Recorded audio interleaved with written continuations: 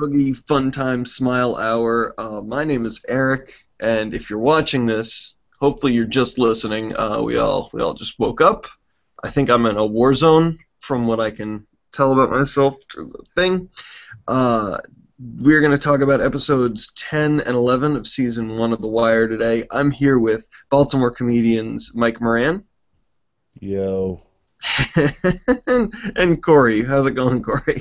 Good. Hello, viewers. Hello, world. Yeah, Corey, you actually seem like you got ready a little bit. Put on a nice sweatshirt. You're saying I'm not ready? Oh, I think you're mentally ready. I have my best double chin on right now. You put them both on? Yeah. Got them both wax and everything. Oh, Yeah. nice. I did shower. I'm wearing a Preakness t-shirt, so So we know you're from royalty. You're from Yeah. Baltimore royalty, is what you're Yeah. saying. mhm. Sweet. All right. Well, so this so Corey, you've seen the show before, right? This is a Yep. rewatch for you. All right. Sweet. Well, thank you for joining us. Mike, you have not seen it. My first thing is, things got pretty real. Things got real these episodes. Oh, yeah. We're all Yeah. having a fun romp in the hay, chasing around drug dealers with alcoholic cops. And it's all fun and games until Kima gets shot. Yeah. That's right. I think that it was a fun episode It's a when that real lesbian cop got shot. knee slapper, that one. Yeah. Yeah, don't forget, Corey's a member of the Westboro Baptist Church, so... Oh, Yeah. I don't know how I forgot that. Those pictures behind you, I can see. Are those from We protests? had a wonderful time. Yeah. All right, sweet. Well, with that, we can launch right into it. Although I did want to, with Kima getting shot, Mike, Yes. did you notice this kind of turn where this is the first time we've had an episode that was anything similar to what a typical cop show is like? Because this is a show where we've really, I mean, I know heartstrings get pulled based on certain scenes or certain things that happen, but for the most part, we are kind of pushed on the outside of it, and we're just watching this unfold as the story of what's happening in the drug trade and what's happening in the city and what's happening in the police force and corruption and whatnot is all been in the front seat, so to speak, literally and figuratively, for but now that Kima gets shot, all of a sudden we're having this whole emotional aspect and this drama aspect that we hadn't necessarily had. Right. Yeah. So what were your thoughts on that? Interesting. It was a little emotional, which is weird because I rarely get emotional about, fictional characters. But yeah, it was a pretty heavy twist, and it definitely spoke to how well they're getting us invested into these characters. Because I was kind of like, oh man, I don't want Kima to die, Yeah. That's a good And point. This was probably my realization when I first saw it of, oh, I do care about these people. It's like, right, yeah, that's yeah. pretty crazy. Yeah, it is, so it speaks to how well they're getting us wrapped up in the characters and the plot and everything, Yeah, definitely. for sure. All right, well, yeah, let's just jump right into the first episode, The Cost. We open with Bubbles hanging out on the park bench, and his sponsor meets with him and gives him advice. Sponsor tells him that the sponsor, what Waylon, I believe is his name, caught the bug, which is a fancy term, the hip term for the AIDS or the HIV. Sure.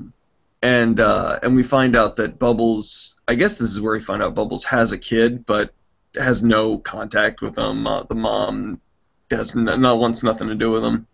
Right. Nice little dimension to there. Jumping right along, we have Avon and Stringer meet with Weebay and tell him to contact Omar. And the whole thing is, if you say we want to parlay, want to meet, he'll come out, and then we can figure out a way to just kill him then.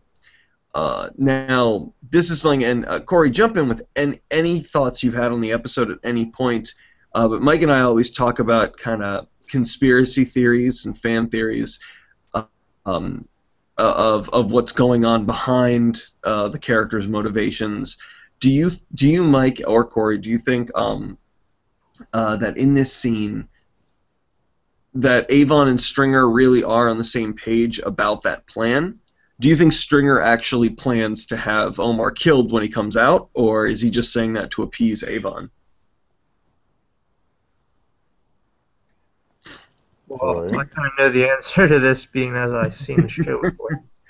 Are we not supposed to like spoil it for Mike? Nothing past the episodes we've already seen. Okay. Yeah. See, I just like to get his Michael, how good are you at context clues? Are you vaping all of a sudden, Corey? Yeah, I'm vaping. What the fuck? Just, When do you smoke? I've been pretty stressed lately. What the fuck is going on? Also, are you guys saying that like NYPD Blue and other cop shows like The Shield and Blue Bloods are not serious reflections of reality? You'd be surprised. No, Cop but rock. let's not get away from this vaping. I like that you guys know each other and that Mike just lit up because he was able to give you some shit for something. So, no, go on. I think Corey's just trying to be cool on YouTube. Oh, am I on YouTube? I better start. We all gotta be cool on YouTube, okay? How am I gonna build my brand? In between, Like, that guy is so mature. Dude, my Views is a sponsor of this podcast. Views electronic cigarettes. In between hits, can you... Vanilla Chai. Yep. Views. Pretty good. Yeah. All right. Electric. I can sense the disappointment in your voice right now, Eric. Yeah, okay. This is it. All right. So, let's see. Okay. So, McNulty visits the judge with Rhonda. I don't know why, but, like, I have my heart skips some beats when I see Rhonda. Why is that?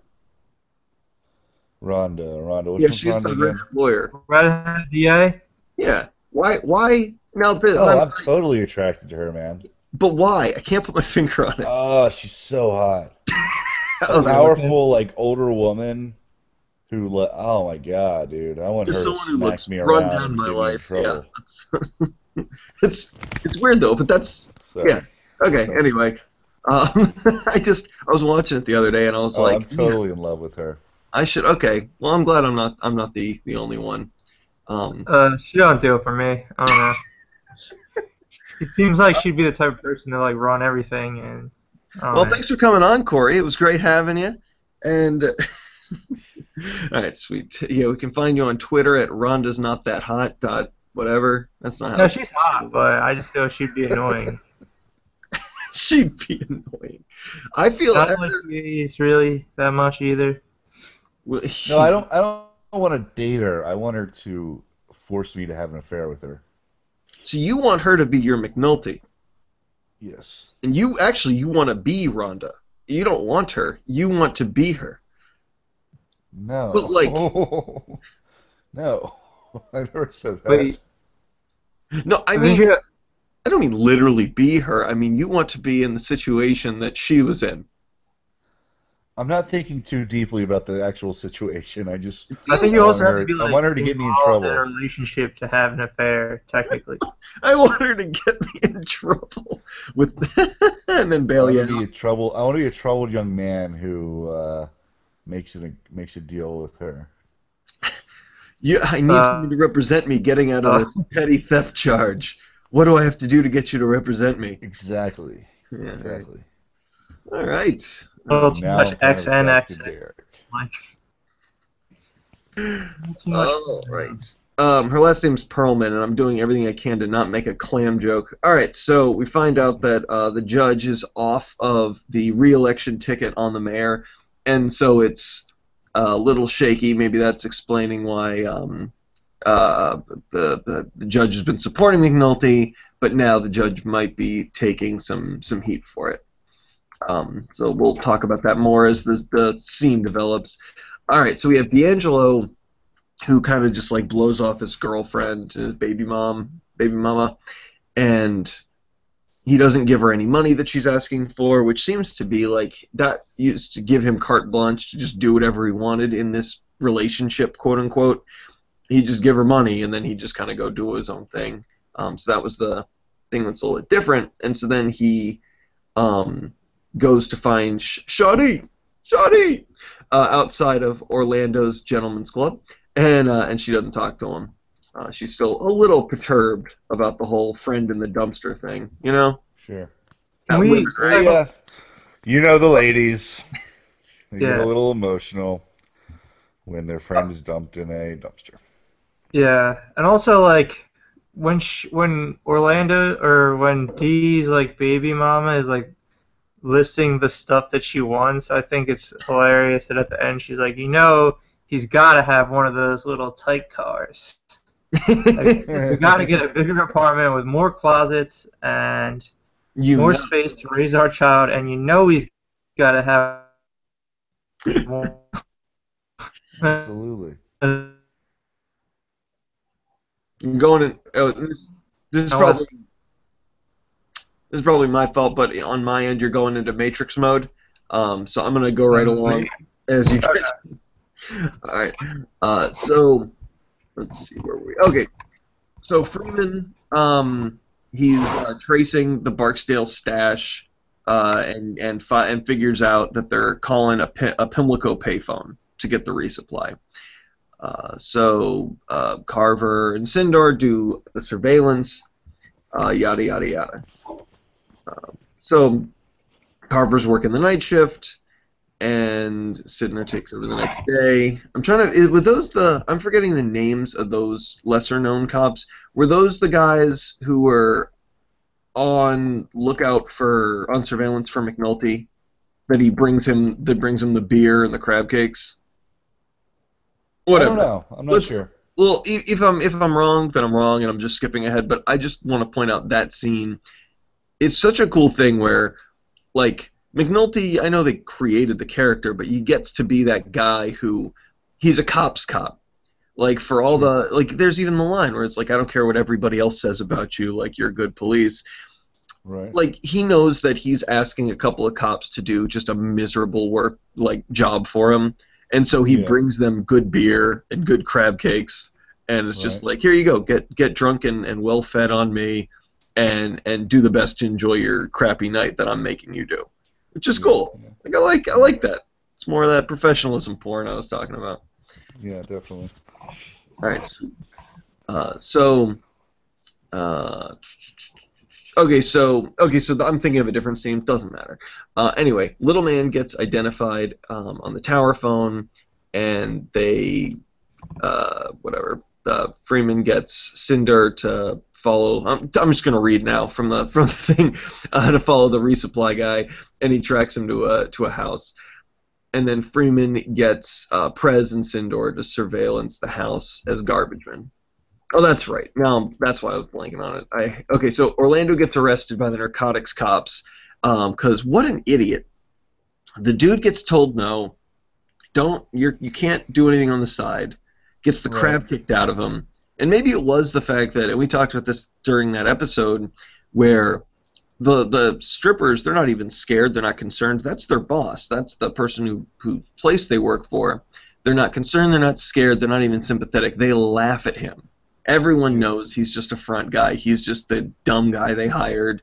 And I think maybe that spurred him on a little more to do this, or maybe he's just that dumb and he's doing it anyway, and goes to meet with his coke connection, and of course gets busted by the cops because they're all undercover. The guy never had a legitimate connection anyway, because he probably didn't know what to spot for. So, God, what an idiot. And then his lawyer comes, has him take the name off the liquor license, and refuses to bail him out. What'd you think of that? I felt like some of these shows, you gotta bail out, even if you're like, no, screw that guy. If you don't bail him out, then what are you really doing? Like, you can't give them incentive to turn on you. Yeah, well, he's supposed to be the company's lawyer, like Barksdale's lawyer and Stringer's lawyer, so I think that it's kind of like a punishment to him to just let him sit in there. Right? His lawyer's Levy, the same as Bell and Barksdale. Yeah, that was Levy, yeah. But yeah, so it's a in punishment, but it finance. seems like a It's just stupid company's punishment. lawyer. You don't be like, oh, well, there's nothing we can do for you, or we're choosing to do for you. So you can sit there while the police try to get you to flip on us. We won't Yeah, help but you. they can't. They have to maintain a reputation. You know, they can't be like, oh, we're constantly afraid of our employees turning on us. Like they have to be more like, if he turns on us, we're gonna kill him. So fuck him. All right. Yeah, probably more along those lines than like they're worried about him flipping or anything like that. Because as we find out, he's not going to be around to be a witness anyway, right? Well, when you guys run your drug empire, you run it however you want to run it, and I'll run my drug empire however I want to run it. Guess that's what we'll have to do. So Daniels and Rhonda meet with Kima and McNulty and try to figure out how to flip Orlando or what they can do for Lando. Of course, Daniels wants to buy bust up the chain of command because he seems to view everything as a system and figures he can just kind of work his way up, flipping Orlando to get bigger dealers. And Daniels, of course, makes the case when he meets with the commissioner and the major about waiting. But of course, Burrell wants to do the whole buy bust thing and put dope on the table and make a big thing and blah blah blah blah blah. So anyway, we find out Wallace is squatting in the projects and getting and McNulty. This is where it is. McNulty. This is why I didn't know the cops' names, because I guess it's now Officer Bobby Brown and his unnamed partner, and he bribes him with the case. Well, it says on the Wirepedia that he bribes them with beer and crab cakes. No, he doesn't. He basically has them signed up to do this crap gig, and he brings it to them as payment of like sorry and thank you. Anyway, so he meets with Greggs, and Omar meets with them to get medical care for the bullet wound that he took. But yeah, so they bring Wallace in, and he gives up Stringer, Weebay, and a bunch of other Tower soldiers regarding Brandon's murder, and Daniels chooses to sit in on the interrogation. And I always love that, and we'll see this with future characters, but like this is one of those times where Daniels is very, and I guess he tried to do it with one of the hitmen, I forget which one it was, I think it was Bird, earlier, and Bird just like spits in his face or whatever, and he's always trying to, or maybe it wasn't Bird, whatever, he's always trying to like bring these dudes out of their crappy situation, and so Daniels kind of takes that stance with Wallace and convinces him to go live with his grandmother on the Eastern Shore while they prep him for the trial and while they wait for the trial to start. And also Daniels kind of notices that Wallace is in withdrawal and discusses the heroin use with him. This is one of the first times I think they really show like anything. Where is that scene? Whatever. I'm skipping ahead a little bit because I want to talk about the scene where he's so homesick for Baltimore.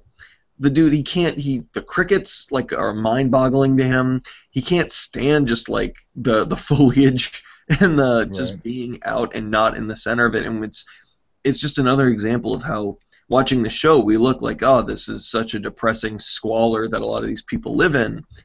But whether it's because it's all they know or because there's some great things about it, they can't seem to escape even when they have the opportunity to.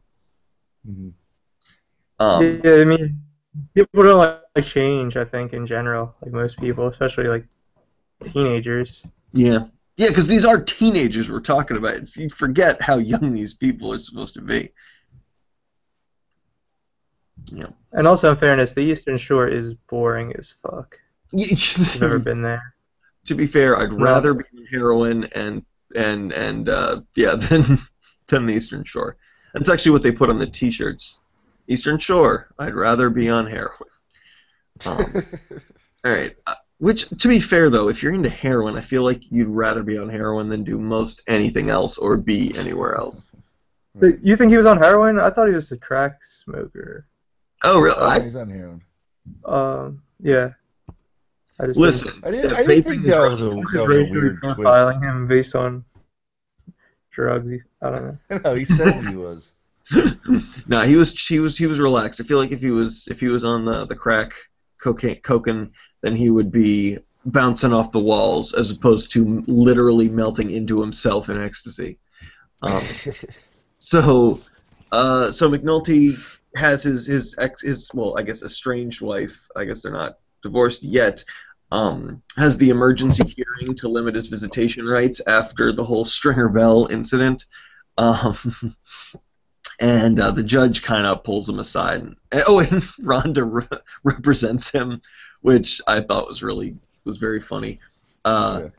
But the other thing was, like, there are two moments in there. One, I liked how the judge was kind of like, the judge was so familiar with their situation. You could tell that she was just kind of like, listen, you just handle this amongst yourselves right now, and we'll forget you ever pulled this, because like we do not want to have to deal with this right now. But also, with McNulty's honesty, when his ex-wife or whatever asks, "Are you still seeing her?" referring to Rhonda, and he pauses and he's like, "A little." Just he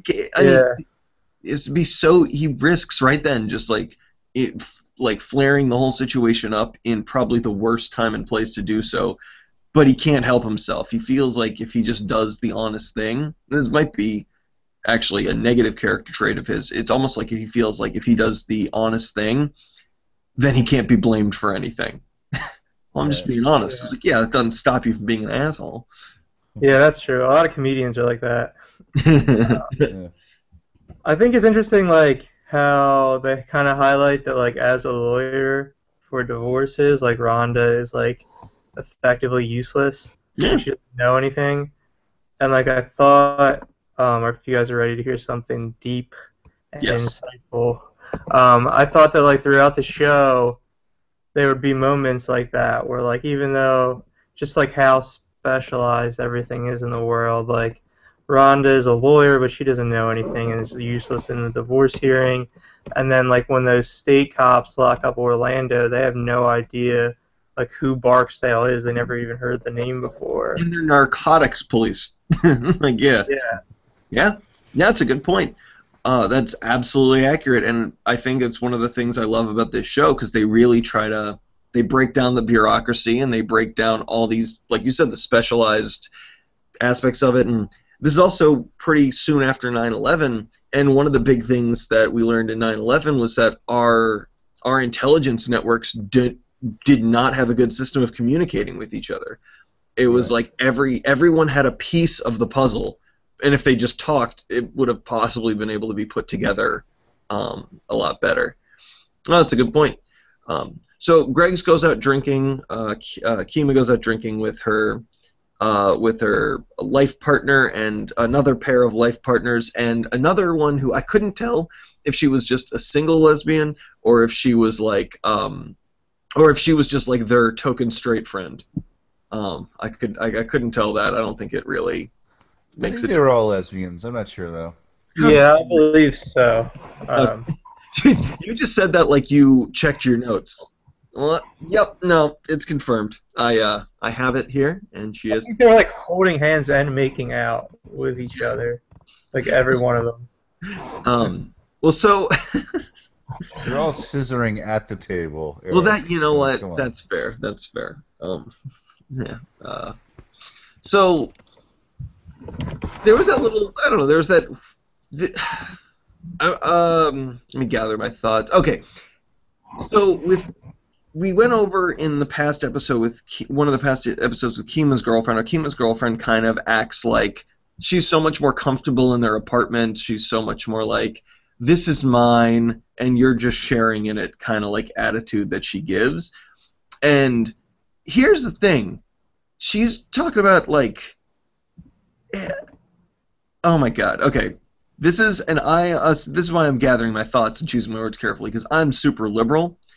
And this is something I hate about a lot of my liberal friends, is that they think they're hot shit, for no reason whatsoever, and I felt like that's what those other women were doing at the table when they're like, we're so socially conscious, we're above cops, and so we're going to discount everything you do in the field because I'm a teacher, I run an Right. art gallery, I do this, so like we have it real rough. And Right. Yeah. because and none of your stories match up because we don't believe in what you do. And so it's like it's this believing of experiential superiority because of your beliefs. And like that drives me crazy how they were trying to compare what they did to what she does. And I'm not even a big fan of cops.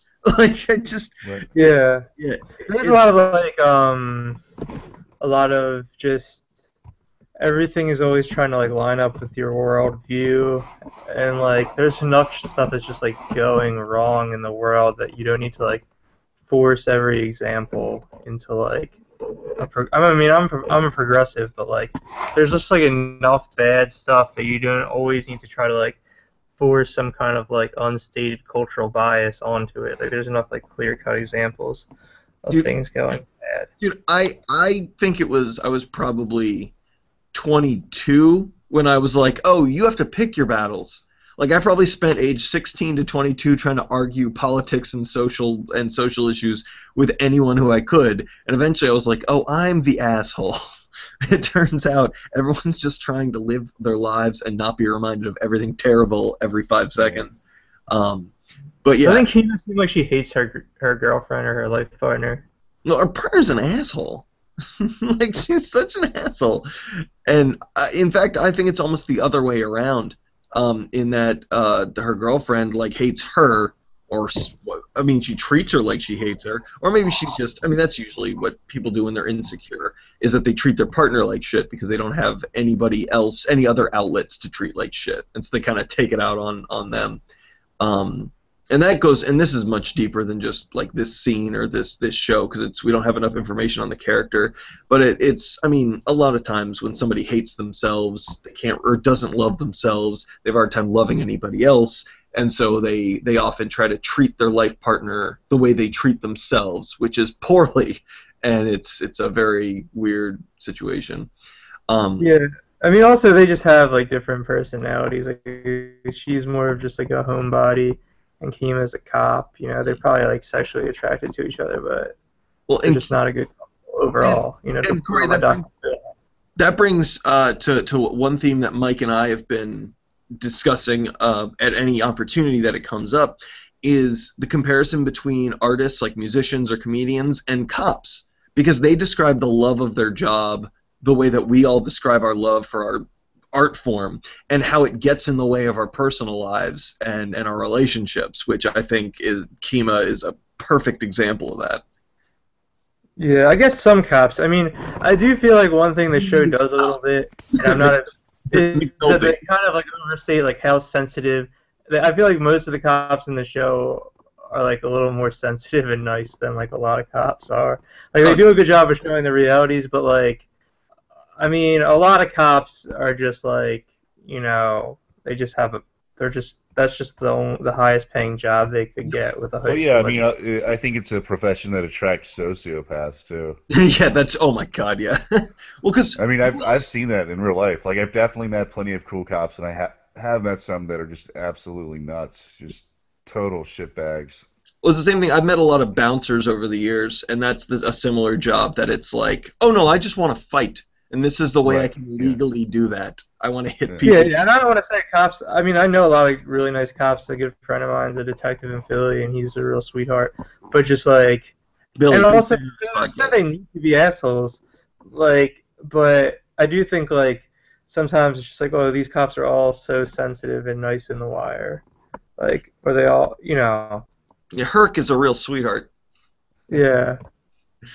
Well, when I refer to the whole art thing, I'm mostly talking about Greggs, Daniels, and McNulty, as they're the ones who just have this passion for, and it doesn't matter whether it's misguided or not. In my opinion, it's just such a strong comparison to the relationship struggles that artists end up having. Obviously, not the same job hazards, but still, you guys aren't getting shot at by hecklers. Yeah, but I swear to God, if I hear one more comedian use the term civilian, I mean, it's the most obnoxious thing I've ever fucking heard. that is nice, especially like when you're playing like liquor stores in Catonsville. There's an actual chance that somebody might. Wait, when do people actually use that term? Yeah, I hear that all, and here's who I hear it the most from. I hear it from people just starting out. I'll hear that a lot, like when I'm having open micers on the podcast. I get that sometimes, but I also hear it a lot on bigger, like pretty big comedians' podcasts, and whenever they have on a comic who has just started doing the road, when they're big enough to start getting paid for what they do, they're the first ones to use the term, and it's the funniest. I mean, it would be funny if I didn't also hear, like, I mean, Amy Schumer uses the term a lot. Like, I'm trying to think who else. Pete Holmes uses it, or used to, until people started calling him out on it. But these are, like, actual famous comedians, and you're just kind of like, please, can you stop doing that? Even compared to, like, other people in different art. Like, I mean, first off, if you're... I could see how, like, there could be a parallel between, like, getting stuck in, like, a shitty unit and, like, doing an open mic in Essex. You know? Like, there's places where you could actually get, like, stabbed. Like, that's...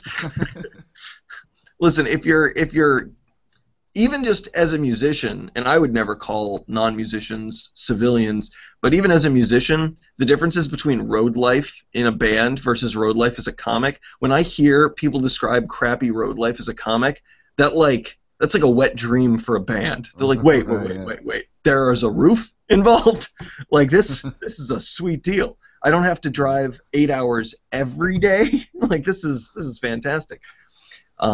Anyway, no, with 5 other people that you're around constantly. Well, I don't know. Who are all another profession that it gets sociopaths involved. Sorry, what's some of these open mics I've been to up against like any venue, up against like any shitty music gig. Oh no, actually, that's. I'll stand by that record. Yeah. Like no, I mean I'm saying like. But I'm comparing it. But I'm saying don't compare it to war. That's all. Well, you're the one that drew the artist parallel. I'm just trying to value out, buddy. No, that's fair. That's why I said like no musician should ever use the term either. I'm just trying to put it in relative comparison for yeah. Well, like he's not in the unit that he wants to be in, and like a lot of comedians and a lot of artists aren't in like the station that they want to be at. They're I'm sure you can find a parallel, but to describe non-comics or even non-artists as civilians. I mean... no, that's annoying, yeah, I agree. Okay, so, I want to hear real quick, because I know we have another episode to get to, and we're almost done this one, but could you actually, you said, do you have just give me one crazy open mic story, I'd love to hear. Well, I was at this open mic in Essex, and these, like, bikers came, these like pagans came, and I was just like, I'm getting the fuck out of here. I know they don't like Jews very much, and you say this juice? is not a very good crowd to begin with. Like squeezed fruit. They don't like juice. Yeah. And Corey specializes in fruit juice jokes. So one time when my dad was at like a bar in the 80s, he told me he saw some pagans, and they like knew that he was Jewish, I think, from his driver's license. And they kept doing. Why is he showing them his driver's license? I don't know how they knew that he was Jewish, but they just kept saying like, "Jew got big arms, Jew got big arms." Like, I don't know. That was real weird. No, they're not good at insulting people, so they probably wouldn't have heckled you too much. Yeah, I don't know. Big arms. Like, I'd rather. This is not going to be a good crowd anyway. I don't want to go on in front of these people and talk about how like. I don't know. That wasn't the best story ever. I guess. You've been so Jewish that, guys, I'm losing you. All right, like, yeah. No, we've had. I've played in various bands, so many different bars with bikers in them. And one time I played it in my very happy-go-lucky pop-punk band, and they didn't really acknowledge us at all. But these 2 biker women got in a fist fight during one of our songs, which I thought was just.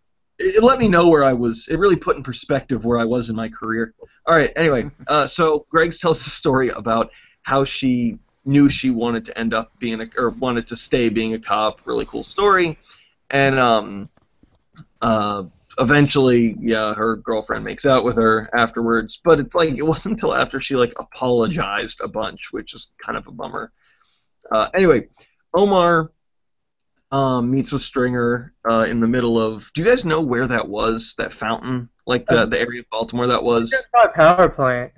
Okay, that's what I thought, but I didn't want to because this is 2000 shot in 2001 2002, so I know it looks a little different now, but that's kind of what I thought. Right by the subway and the. So a very populated area, very like touristy kind of area, and I guess Prop Joe gave him supervision to make sure that there was because Omar's smart. He already had when he talked to the cops, he was like Avon's probably just trying to lure me out so he can kill me. So I need to figure out a way to get myself some protection. And basically, Omar's like, give me $5,000 and I'll leave you alone. and the fact that Stringer goes, yeah, okay. Omar's like, nope, it's a trap. and gets on a bus for New York. And McNulty sees him off. So I guess that's the end of Omar. I guess we won't ever see Omar again. If I were a betting man, it looks like his part of the story is done. No. So Weebay, Avon, and Stringer. I see you guys wink at each other. My eyes are pretty much closed right now. I think you just Facebook poked each other twice. People can still do that, right? Poking? Yeah. I don't know how, but every once in a while I get a poke. I thought it was illegal in this state. Not well, yeah, but the whole international law, it's a whole thing. We'll talk later. Are you not? It doesn't say where it poked you, though. That's a weird part. That was a joke. Well aware. I guess just my response to play along with it was so bad. No, I'm just really gullible. I'm like, oh, really? Oh, shit.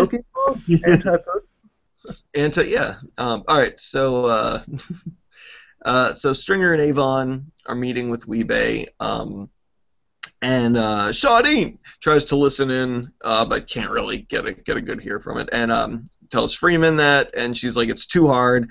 I need my glasses, and I'm not going to wear those to work.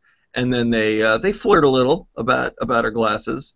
And Freeman seems to be quite the smooth talker, by the way. He's come a long way from painting figurines in the back of the office. So Bubs meets with Greggs and needs a place to stay to get clean, and she's like, yeah, tomorrow I'll give you some money, we'll figure it out. So then Daniels organizes the buy bust. Greggs is undercover in the car. She has the gun taped to the back seat. So Orlando gets met up with Savino, told to they drive somewhere else. Greggs is trying to give their location. But Savino is smart, turns the car radio up, and can't really hear it, lose track of the car. We later find out the hoppers turn the street signs around to fuck with the cops. Let's see, so Savino leaves the car. Where is it? And two guys in hoodies come out, and we don't know who they are yet. And Orlando gets shot. Greggs is trying to get the gun. And we come to find when they have the whole chase scene. How intense was that, by the way? Trying to find the car, like the scene was insane. Yeah. They shot. They did it so well. The chaos, the confusion. I bet. Judging by everything else in the show, I bet that's what it's like in a situation like that, where you feel so helpless. Yeah, I know people turn those signs around. Like in Philly, people used to turn those signs around. I think in my neighborhood, just to be like little shitheads, not like not to like throw the cops off, but yeah. Like it's crazy to think how hard it must have been to do police work before GPS. Yeah. Oh my God. Yeah. On street signs. Yeah. I thought you were going to say hard it would have to be to film this in Baltimore. Right. Because, could you imagine trying to by the way, I cannot figure out how they filmed so much in Baltimore. I remember coming home from work one night, and it was like the middle of the night, and my entire street was lit up, and there's 10 white trucks just Yeah. parked on the side of the street, and the total street just blocked off. Wow. I feel think like cops had GPS then. Like, I Really? think, yeah, I think so. Like, I think they had it first before like civilians had like navigation systems. They probably did have those like Yeah, lab. probably, but in 2001, 2002. Yeah, I think so. It I think probably I, was the kind of like everyone had it. I don't know. I think they had it first, but like, I think cops had it first, and not. Yeah, but yeah, I'm sure it was a pain in the ass. Well, we find that Orlando's dead and Greg's is severely wounded and everyone's freaking out, and it closes the episode on that. So let's just jump right ahead to the next guy, which is called The Hunt. And here we see this episode has a whole lot of great examples of just how terrible the system works. So we have Major Rawls and Fat Cop Jay Landsman. They're at the crime scene, and basically all the cops that appear. And I mean, I guess I'll just say this because it kind of pertains to the whole episode. All the cops that we know have been working hard on this case, and have been working hard even in this specific buy bust, are all kind of pushed aside, while the higher-ups get to take both charge and credit of everything. They just get to step in. I guess, in essence, that's kind of what they're paid to do. When something goes crazy, they're the ones who step in to handle it. But at the same time, we see that it almost, in a sense, just doesn't seem fair. It doesn't seem to make sense, and it's another example of bureaucracy trumping logic. But yeah, so we're at the crime scene, and Rawls kicks everybody out other than Homicide out. Yeah. Find McNulty just covered in Greg's blood and in shock, and obviously, I mean, with wordlessly blaming himself. He doesn't even have to say anything. Everybody knows exactly what's going through his head. We find out that the gun must have fallen off the seat, so she couldn't get to it, and she was just a sitting duck in the car. Let's see. So we're at the hospital, and Daniels is well. There's the whole thing where the higher up guy assumes the white guy standing next to Daniels is Daniels. Classic. Oh, yeah, that was a great moment. That happens all the time. Yeah. I think so, yeah. Yeah. I mean, I believe it. I just wasn't sure if you had inside information that I'd No, like I've just seen that kind of stuff in other jobs or other like at colleges and stuff like that. Like people go up to the professor who's black and be like, "You know when the professor gets in?" Oh yeah. This well-dressed janitor seems to be in the wrong room. Just like thought she was like a grad student or something, or I don't know. Yeah. All right. When So I used to wait tables, they'd always assume I was the manager. Really? Yeah. How did you react to it?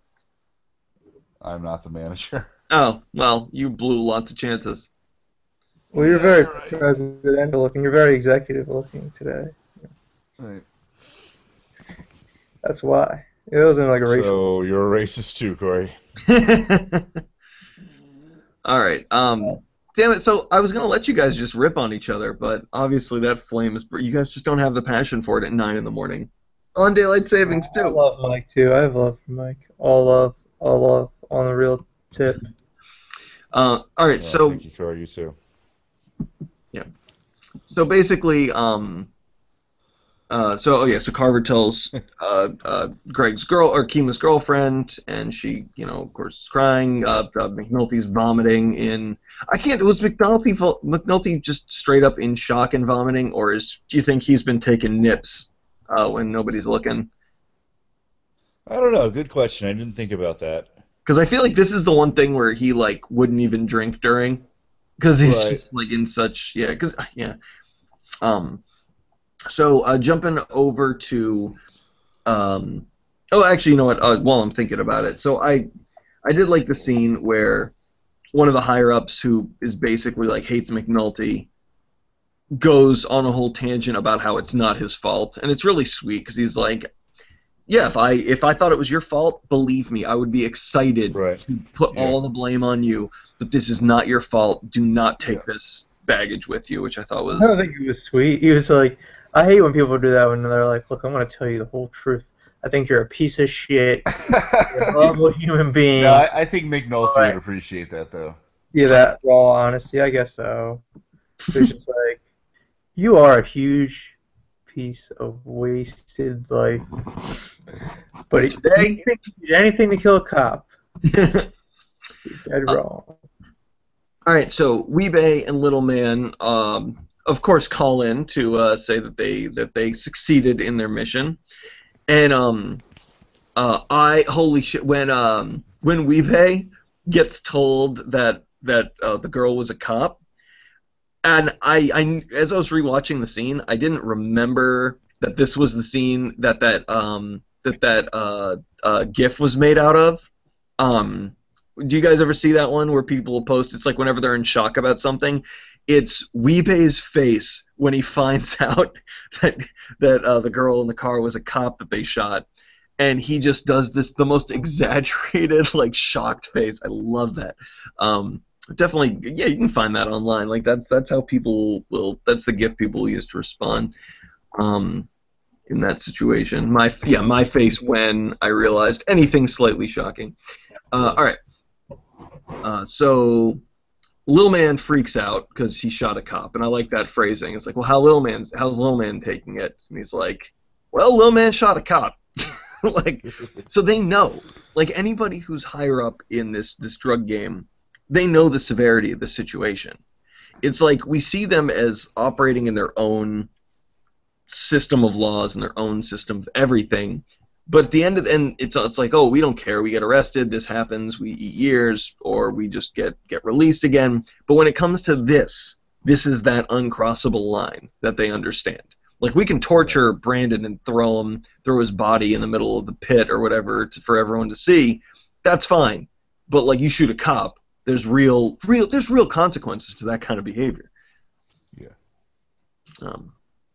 All right. Yeah, that's like why I usually don't get that scared to like go into West Baltimore and stuff like that. Like sadly, people aren't just like looking to like shoot. Like, I think a lot of people think that like you go into a bad neighborhood, they're just gonna shoot you. You know, you should like people are scared to like go to the Mondawa Mall Target. Like you're gonna get dropped in some kind of drug related violence. Like I'm not driving all the way to Towson to go to Target. To get some pants. Well, yeah, like that's funny. There's rules. You can't just drop people in Target for no reason. Yeah, well, there was not for any reason. I'll go as far to say there's been no drug-related homicides in Target. Well, and that's when I remember with the Target. Huh? Because it's a Target. Corey just keeps going on kind about of Target. Going here. Another thing about Targets. Yeah, this. I guess really good pasta makers there. Fresh pasta cooks a lot faster than regular pasta. Yeah, but they're not worth dying over, Corey. Stay away from the Mondam and Targets. Well, that's because they're trying to make them quick and get out of there so they don't get shot. You know what it's like in the Well, the stats on a lot of Baltimore murder rate and homicide and even violent crime is that the vast majority of it, like, and it's not even close, is drug and gang related. Yeah. And granted, I haven't looked these stats up since probably 2006 or 7, because that's whatever I'm quoting is from. So it was like your chances of just like visiting in Baltimore and having something happen to you are so slim. It's all targeted, it's all specific, but a lot of it pertains to this drug trade, which is why this is such a fascinating subject. Well, I wouldn't say of anything happening to you. I think of being murdered are pretty slim. Yeah. But, I mean, robberies and assaults on, people that are not involved in the gang are pretty frequent. I mean, yeah, those happen, for sure. I meant in comparison to the total is what I guess I should have said. Yeah. Yeah. Because you see these staggeringly high numbers, and you think, oh, I'm just gonna get jumped, but then you're like, but no, you're right. You're absolutely right. You should be careful. I'm not. This podcast wants to be responsible with planning your West Baltimore vacation schedule. Sure. Yeah, but you can go to Target. You'll be fine in Target. That's all I'm saying. Don't wear a red shirt, and you should be just fine. Right. Because you don't want to like get harassed about people asking you where stuff's located. Target's a big store. It's dangerous. Yeah. Also, if you don't move, gang members can't see you. I believe. That is true. That is true. T-Rexes. Also, little arms. It's kind of weird. Right. Okay, so basically, Weebay's told you go kill Lil Man and then get out of town. So man, it's just like Lil Man's freaking out, and he's in a situation where they're just like, nope, kill him. You know that guy you know? That guy you've worked with? That guy you've probably had a lot of great times with? Yeah, you got to just kill him real quick and then get out of town. He's like, yeah, no problem. It's don't make mistakes, I guess. So at the pit, D'Angelo is talking about the shooting with Poot and Bodie, and they think that the shooting had nothing to do with them and was just other like drug dealers kind of like doing it. So it just kind of goes to show how far out of the loop that they are. So we got Herc is watching Bodie. Those two, love them. Herc is watching Bodie get a resupply of narcotics from the towers, and her on. And Herc points out the window that the stash is getting dropped from. So Wallace calls Poot from the country, or the county, whatever they end up calling it, and he's just really homesick, and they talk about the whole situation, and and Bodie's kind of like, well, Savino is now wanted, and Little Man's disappeared all of a sudden, and assumes that the shooting is tied to them, and he thinks that somebody made mistakes, and Avon is going to order deaths. So he may not be informed, but the guy, I love that character. He's a very smart guy. Oh yeah, I want to know your opinion on Corey. What's your opinion on Bodie?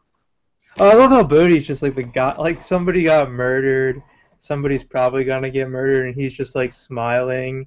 He's just like a chatty girl at the office, like, well, somebody's gonna get killed soon. Shouldn't have messed up that report. It's just like, I love Bodie. He's a good character. He's very like, I don't know, just no, I like him a lot. So good actor too. He was in Oz too. Yeah. So I guess when Wallace calls Poot to ask for money to come home, the call is marked non-pertinent because Wallace as an informant is basically just like, after these shootings, everything else that we've been talking about is thrown to the wayside. Sorry, I think I was. There's an echo. All right, there's a bad echo now. Can one or both of you put on headphones? Mine are on. I don't have any. My God. That's okay. I think if I talk at this volume, it'll be fine. All right. So, anyway. Damn it, I can hear myself. Everybody good? Yeah. Sure, okay. Yeah. All right. So, let's see. Okay, so anyway, they trace back the pagers and whatnot from the previous night. And McNulty, gets really pissed at Daniels, tells him the case isn't worth this. Let's see, the homicide squad has a meeting to discuss any evidence. And Cole reports the autopsy on Orlando shows that the cause of death was shooting. No shit. And they are able to trace a fingerprint to a Barksdale enforcer whose full name is Wintel Royce, which is Little Man. So they are able to trace it to him. Shit, I'm hearing myself like big time, and that's going to be a problem. Did anybody turn their volume up a little bit recently? Or change it? Mine down. I haven't changed it since we started. Okay. Maybe it's Mike. I blame Mike. No, my earphones are plugged in. No? I'll turn mine down a little bit. Okay. Let me try unplugging it from the back end. Oh, yes. It's definitely Corey's, because Mike echoed too. Does it still sound bad? Whoa! Yep. It's better now. Yeah, it's better. Alright, screw it. Moving on. Yeah, much better now. All right. So okay. So Bubbles page. Yeah, it's perfect now. Bubbles pages Imam, and he has no idea about the shooting, and he gets picked up immediately, of course, and starts getting the crap beat out of him until McNulty comes in, tells him the situation, and McNulty gives him money, and it's just like such a. Greg's is such an important character to so many people in the show that it's just a real, like, you kind of start seeing how everyone gets affected by not just somebody on the unit getting taken down, but specifically Kima. Let's see. And Bubbles is trying to tell McNulty that he's clean, but McNulty has to leave and just gives him money. It's almost like, I don't care. Everything. Here, go buy some heroin. Yeah. For $20. Yeah, was he encouraging him to like not stay clean because he wants him as an informant? Yeah, man, McNulty, it's for the greater good. I just thought he was just missing the cue of what Bubs was trying to tell him. Yeah, that makes perfect sense. I think that's what it is too, but I wouldn't put it past McNulty to kind of go, yeah, that's him. That's just Bubbles. He'll be fine. He's gonna get hooked again, so might as well. Yeah, I don't think he'd ever try to like make it happen, but I don't think he'd ever try to stop it because it's not. Yeah. So Levy meets with Rhonda and McNulty, and McNulty basically tells him off, and I don't know, man, that just sucks. Like how powerful Levy is in Baltimore. Like he can just pull anything that he wants to. And so then McNulty gets pissed and tells Rhonda that if half the ASAs were not aiming to be judges, the police would be able to make more convictions. Which I think this has less to do with Levy and more to do with the judge friend they have. Because the judge is just like, now that he's back on the ticket, he's not helping McNulty as much, and so that's that.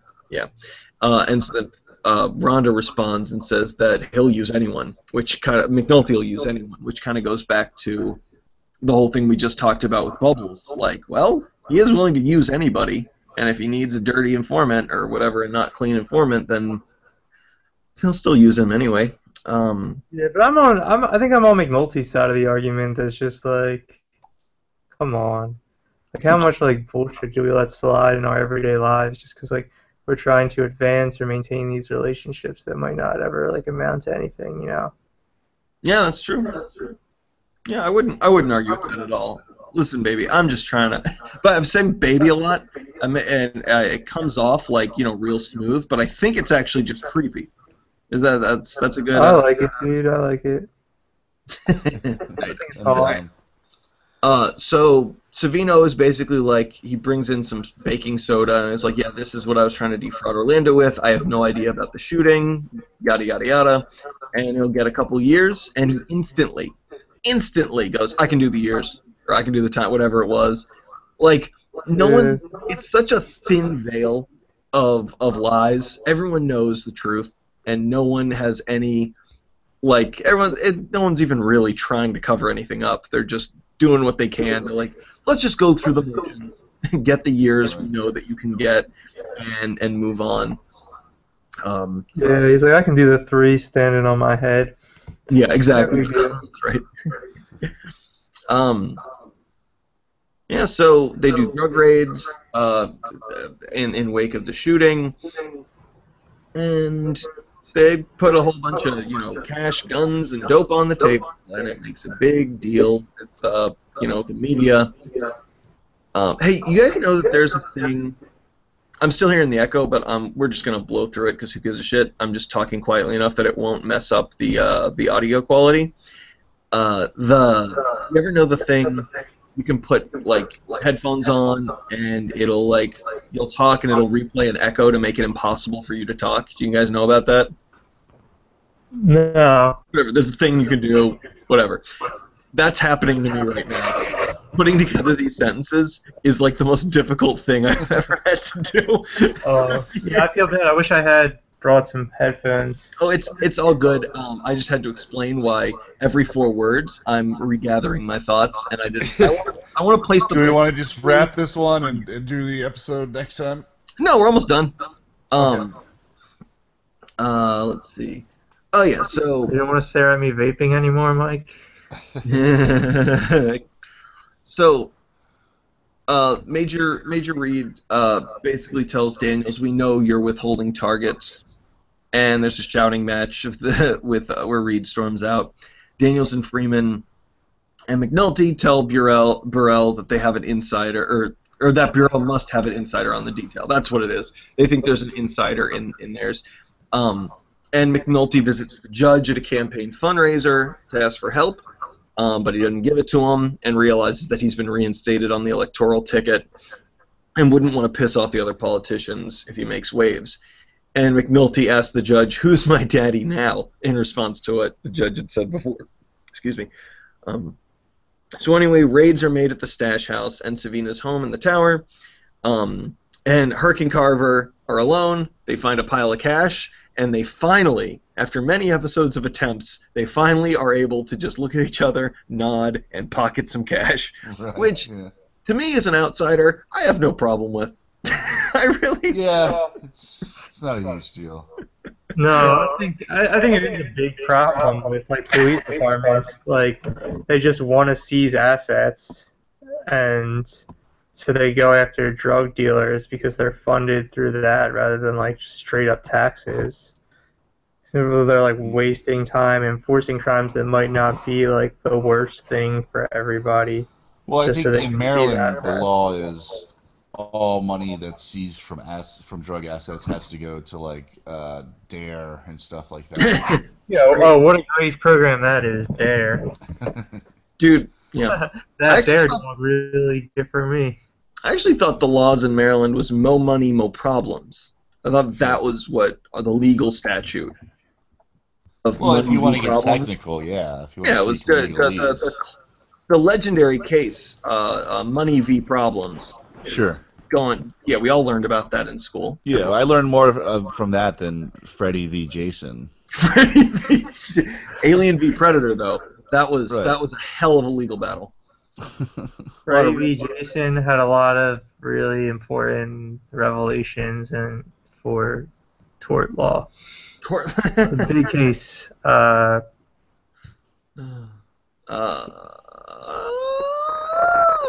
Okay. So the details basically, it's not shut down, but nobody's doing anything. Nobody's surveilling, and Greg's is on life support in the hospital as the episode ends. So, intense 2 episodes. Another great example of why this show is amazing, I think. Any last thoughts on the episodes that we just watched?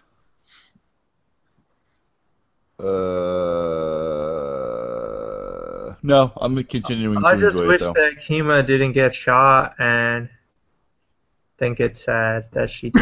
I know, right? It's so sad. All right. Well, thank you guys for coming on. Give us your plugs, and then we'll peace out. Just Sure. follow me on Twitter At Corey D. Cohen. Corey spelled the way the good Lord intended it to be spelled, Corey. D as in David Cohen. And I need to get more Twitter followers. or else.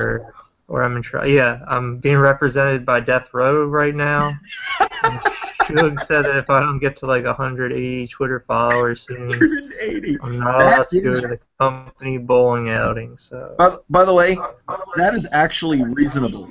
If Suge Knight told you that he was going to kill you if you didn't get 180 Twitter followers, you'd be like, all right, guess I'll have to put in a few hours of work. I got 158. Let's get to 180. We can do it, guys. Absolutely. Mike? Follow me at Mike Moran Wood. That's WOULD. Read my column in BYT DC. That's What is British Young Things. BYTDC, Mike? For British the Young people Things. that aren't in the know. For the third goddamn time, it's Brightest Young Things. And I don't know, listen to Digression Sessions. All of my dates are at digressionsessions.com or my website. Just Google me. Who's the most? Friend me on Facebook. I don't care. Yeah. All right. Sweet. All right. Mike's above plugs. So you can find this and many other podcasts at erictriestoohard.com. Find me on Twitter at erictries. On YouTube at erictriestoohard.com if you want to watch this. I don't know. I look better now by the end. I think Mike does too. Corey, you always look fine. Yeah, I showered beforehand. I usually that vaping isn't helping. Yeah. Dude, the vaping is helping, bro. I'm not at home. I'm at my in-laws' place, so I'm Are you wearing a Snuggie? It looks like you're wearing a Snuggie right now. I am wearing. This is actually a designer fleece blanket that was hand-woven by somebody's childhood friend's grandmother, who left it here about 15 years ago, and now it is draped across my shoulders. So thank you. It's an original. It looks like you're in front of some kind of like Little League baseball. That is actually, this is a Chicago family, and that is a bunch of pictures of like ticket stubs from the last time they went to the playoffs, not this year, but the 2003, and a bunch of like signed cards and autographs from all the players because they got to meet them a couple of times. The Kerry Wood era. Mark Grace, that was a good team. Yeah, sure, I believe it. I am the most fair weather fan of. I don't even watch baseball, but every time the Cubs are in the postseason, I'm a huge fan. Good team. Yeah. Yeah, baseball's boring. I have to watch my Ravens lose again today, which is going to be a lovely, lovely experience. What do you think about sports, Mike? I'm familiar with them. I know of them.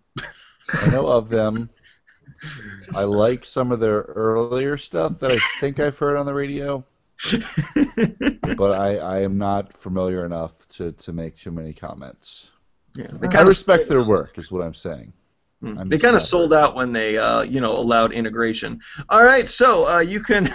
All right. Find more of our rants at ihatejuice.com. All right. So we have been a group of people, and this is the Snot-boogie Smile Time Fun Hour. And Corey, thank you so much for coming on. We will definitely have you on again at some point. And Mike, we're almost done. We're almost done the season. Yay! It's been a long, hard trough, whatever, but we're doing it. All right. I will catch you guys later. Thanks so much for coming on. Peace out. That's it. Bye. Yep. How do you turn this thing off? How do you...